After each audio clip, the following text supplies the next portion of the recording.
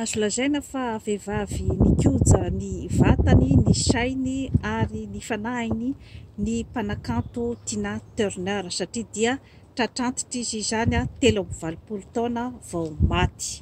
Na dia teo ara zany ny korontana maro samihafa izay niseho tamin'ny fiainany ary ny aretina izay nahazo azy dia azo lazaina ihany zany fa nisy ny ezaka izay nataony teo amin'ny fiainany zany mba hikojany ny fahasalamany satria dia manao fanatanjahantena foana izany Tina Turner izany ary dia mihinana ny sakafo ara-pahasalamana ary manao an'irony méditation izay mampilamina ny saina irony zany. Ka rehefa adiadiana zany ny fiainany dia azo lazaina ihany fa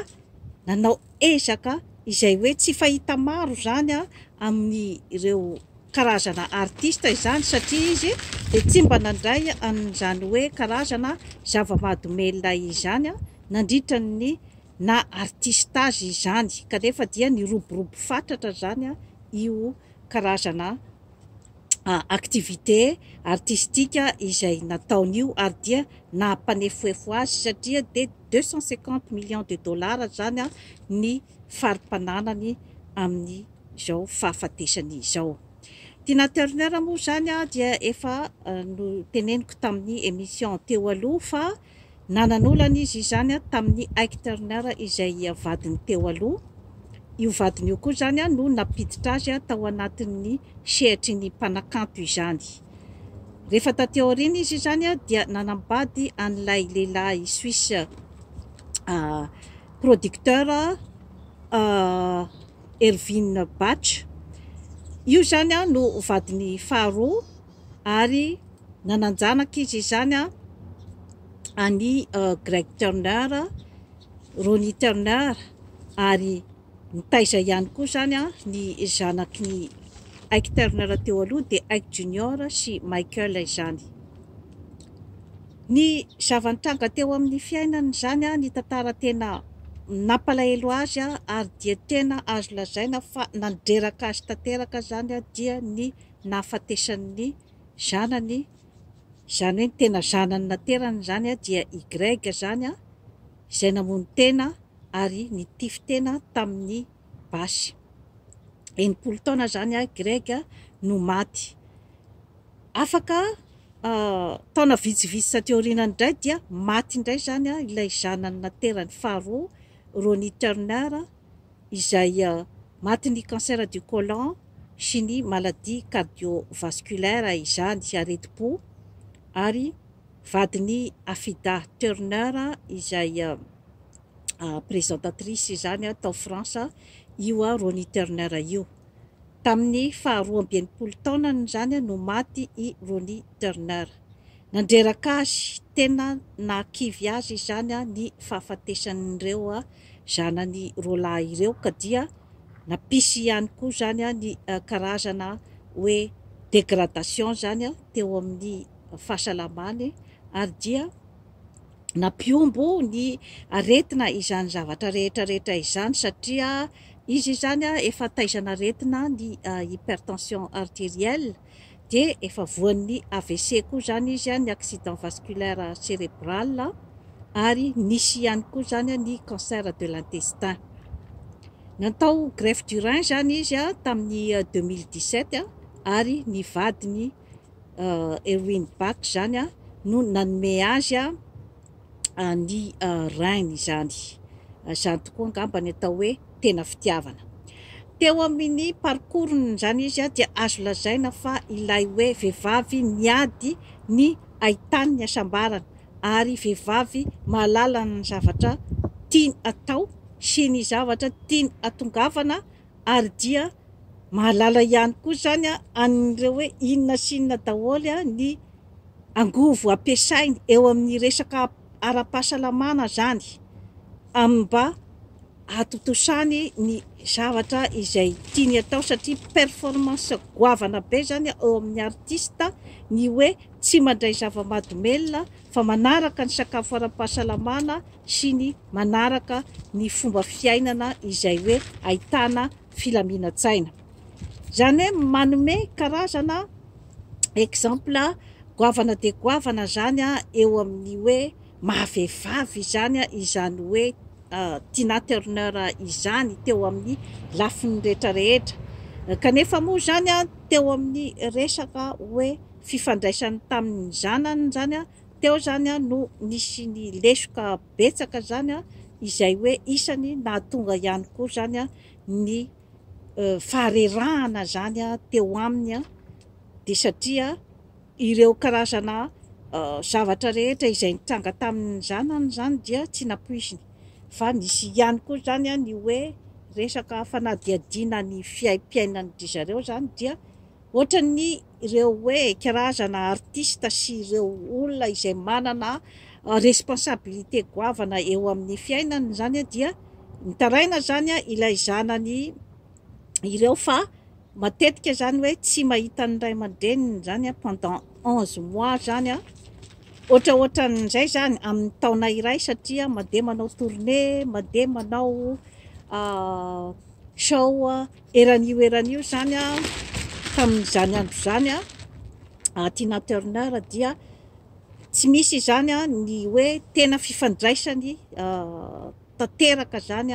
tamin'ny zanany satria dia nipetraka niaraka tamin'ny vehivavy mpitaiza zany ny akamaroan'ny fotoana izay niarahany zany tamin'ny nitaizan'ny zanany zany. Ka efa nazavaiko teto moa zany ny resaka hoe fifandraisan'ny reny sy ny zanaka, ny ray aman-dreny sy ny zanaka satria ankizy niaina zany tao anatina violence conjugale zany dans la plupart du temps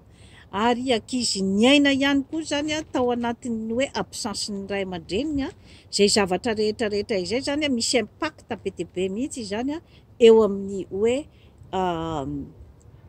psychologian'ilay ankizy zany rehefa lehibe izy. Tsy atolako tsika ihany koa nefa zany ilay analizy any amin'ny hoe faotin'ny ray aman-dreny fa teo amin'ny resaka raha materialy aloha zany dia ankizy hoe tena nanany ny ampy zany ireo ankizy ireo kanefa ny resaka materialy zany tsy mahafeno ny fitiavan'ny ray aman-dreny. Eo zany no hoe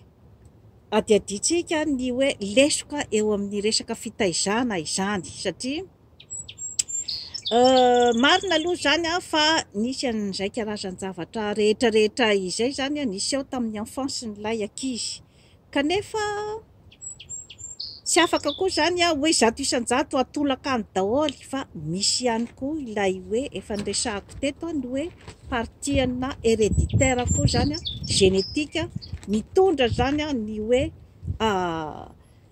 comportement-ny ankizy zany rehefa rahatra izay satria ny hoe culpabiliser zato isan-jato ny ray aman-dreny zany dia azo lazaina ihany fa ataontsika hoe fialana bala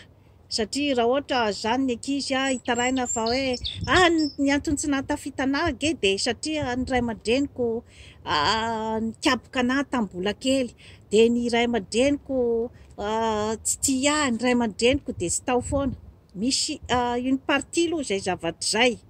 mampitombona an'izay fa misy ihany koa zany rehefa misy zany ilay ataontsika hoe zany génétique héréditaire tsy de metimety loatra zany ao amin'ny olona iray dia manampitrotraka ihany koa zany izay zavatra rehetrarehetra izay amin'ny fiainany rehefa rahatrizay satria be dia be ny ankizy kambotika nefa tafita soamantsara amin'ny fiainany ary mahay mandanjalanja ny zavatra rehetrarehetra satria aontsika olombelona zany efa misy ihany ny tokony hoe hideveloppena ny atao hoe système de défense, ny développena ny ataontsika hoe capacité d'adaptation, ny développena ny atao hoe fahaizana mi-communiquer na ny miserasera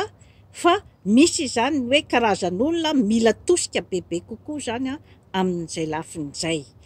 Ato amin'ny hoe fahasalaman'ny Tina Turner zany de ny hoe nanao zay hafany izy aloha zany teo amin'ny fikarakarany vatany, ny sainy ary ny fanahiny. Kanefa moa zany efa manana ihany koa izy zany ny ataontsika hoe maladie héréditaire satria ny reniny sy ny rahavaviny ohatra zao dia ny hypertension artérielle zany no aretina mitaiza an'ilay fianakaviana. Zany hoe efa misy zany ny tokony ho fanaraha-maso manokana zany mikasika ny olona ohatran'ireny. Ka ny discussion zay mipetraka moa zany de ny hoe tokony zany i Tina Turner efa nojerevan'ny dokotera hatramin'ny voalohany zany ny fahasalamany tamin'io hypertension artérielle io. Efa nazavaiko teto moa zany hoe ahoana ny fomba fiatrehana ny hypertension artérielle satria tokony isy dokotera manara-maso zany ny évolution-ny aretina sy ny hoe inona sy inona daholo ny fanafody izay mba mitantana zany ny olona tsy ho lasa haingana zany ny ataontsika hoe accident vasculaire sy ny hoe resaka atteinte amin'ny resaka fo zany sy ny hoe complication amin'ny rein. Zay no hoe asan'ny fanafody zany rehefa amin'ny ankapobeny. Ka misy zany ny discussion momba an'izay zavatra zay satria Tina Turner zany nirona tanteraka zany tany amin'ny médecine naturelle zany, zany hoe ireo hoe fitsaboana fomba natoraly zany fa tsy misy produit chimique. Kanefa misy ataoko hoe lavitra ihany ny hoe